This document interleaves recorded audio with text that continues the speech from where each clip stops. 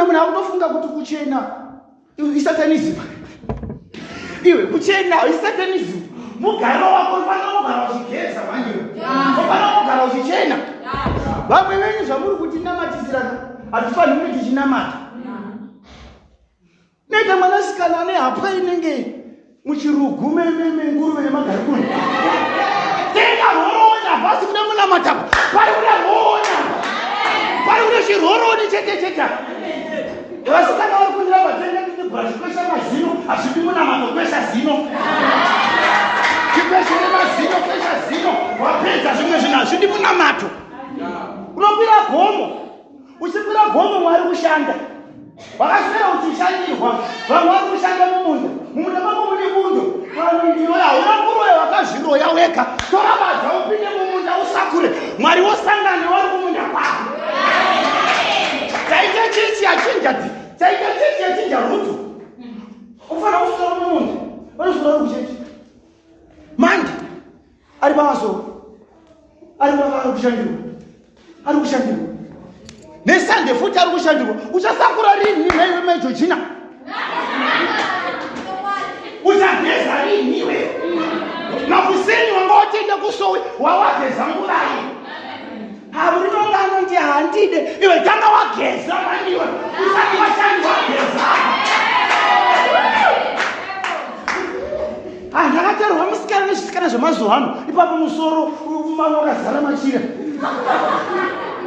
Zvakurukwa hazvidhuri turukirwa uri machiri maniwe. Tati rukwa uri machiri maniwe. Irukwa Brazil iri muno. Irukirwa uri muno. Ekutanga takanitorera vakadzi. Iya. Haatorwi murume mwana kana machena. Unomukirawo kuposta. Pastatus. WhatsApp naye mani mukira kuposta pastatus. Wakamwechena uramburezo. Nozvinekanya chati pachiri. Posta pastatus. Sipostirawo pastatus mani. Murume ari joniona kuti hakumaenda suwa bhibhirano.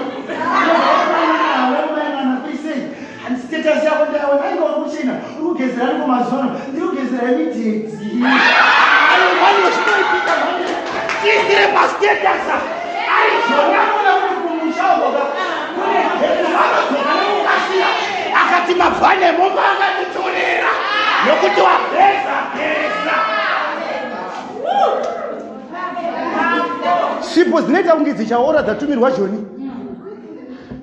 Nemafomu padza wakatumirwa nemurume ntaunga achaora rumba. Choti.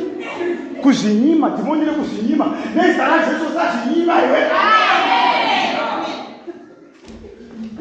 Gore usina mumadhiringi. Nokuti uri kumaruzevha, chiruzevha ngachimurema uri.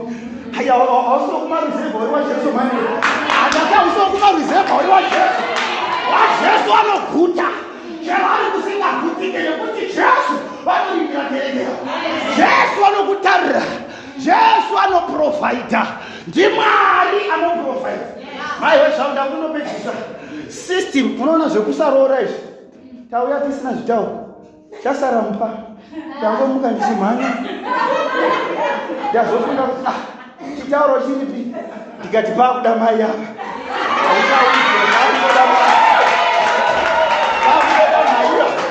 Nekuti ziya rangu muda pese azobati batsira munhu